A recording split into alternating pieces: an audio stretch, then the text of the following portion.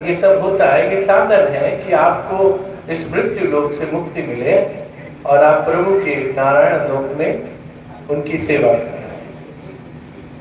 तो अब जब उद्देश्य ये है, तो ये जो प्रारब्ध के कर्म है ये भोगेगा कौन? अगर भगवान की भक्ति करने पर आपके कष्ट बढ़ने लगे तो इसका मतलब आप बिल्कुल सही डायरेक्शन में जा रहे हैं, क्योंकि वो आपकी सभी विषमताओं को एक बार में एक ही जन्म में दूर करके आपको नारायण लोक का में बुलाना चाहता है। परंतु हम अज्ञानी कहां ये सब जान पाते हैं। प्रभु की भक्ति होनी किस प्रकार से चाहिए? तुलसीदास बाबा ने कहा है कि कामी नारी प्यारी जिमी लोभी प्रिय जिमी दाम तिमी रघुनाथ निरंतर प्रिय लागम मोहि राम। जिस प्रकार से कामी व्यक्ति को नारी और लोभी व्यक्ति को पैसा प्रिय है, उसके प्रति वो जितना आसक्त होकर भागता है, उसी प्रकार यदि हम निरंतरता के साथ अपने प्रभु से अपनी लगन लगा लें तो निश्चित जान लीजिए उद्धार होना बिल्कुल बिल्कुल गारंटीड है। लेकिन है क्या आत्मा के उद्धार या परमात्मा की प्राप्ति में जो आज तक विलंब हुआ है, इसमें कमी हमारी ही है। ये कमी इस प्रकार की है कि हम भगवान से सदैव आशा रख के मिलना चाहते हैं। कोई व्यक्ति ऐसा नहीं है जो मंदिर आता हो कहता हो, ये ना कहता हो कि प्रभु मेरा ये काम बना दो।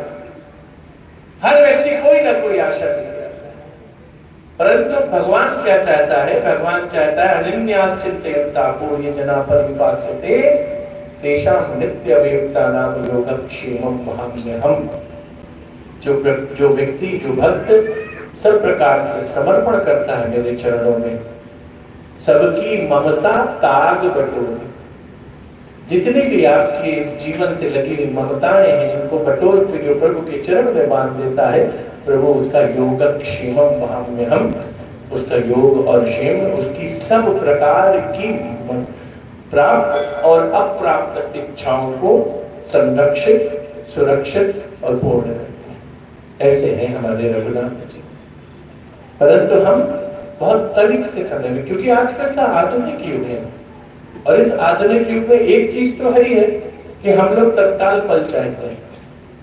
हमें याद है 80 के दशक की बात, जब मोबाइल तो 95-96 में आया है। 80 के दशक में हम लोग जब चले जाते थे कहीं दोस्त के यहाँ, तो इतने घर में लोग विचलित नहीं होते थे, क्योंकि उनको मालूम था शाम तक ये आ जाएगा। परंतु अब अगर आपका बच्चा 10 मिनट लेट है, बच्चा क्या अगर 30 साल का भी रहता है, वो भी अगर अपने कहे हुए समय से 10-15 मिनट लेट है तो तुरंत फोन आप डाल देते हैं। ये हमारी व्यग्रता है, हमारा प्रभु के प्रति समर्पण नहीं है, क्योंकि हमने तो ये माना ही नहीं कि प्रभु हमारे और हमारे परिवार की रक्षा कर रहे हैं। हमने तो ये जाना कि चलो पहले पता करो कैसा है, और मन में भी क्या आता है, कहीं कोई बात ना हो गई, मोटरसाइकिल से गया कहीं चोट ना लग गई, कहीं कोई, हमेशा मन में नकारात्मक भाव ही उत्पन्न होते हैं।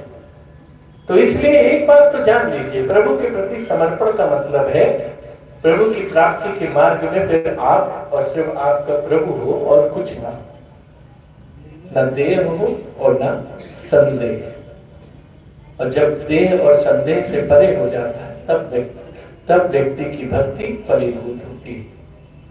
गीता में तमाम ऐसे स्मरण आए हैं जिसमें भगवान कहते हैं कि जो पुरुष अंतकाल में यानी मरते समय भी मेरा ध्यान कर लेता है, स्मरण करता है, शरीर को त्याग करता है, उसको मैं साक्षात स्वरूप को प्राप्त कर लेता हूं, इसमें कोई संशय नहीं है। अंतकाले च मामेव स्मरण मुक्त्या कलेवरम या प्रयाति समद्भावम याति नास्त्यर्थ संशया। कोई संशय नहीं।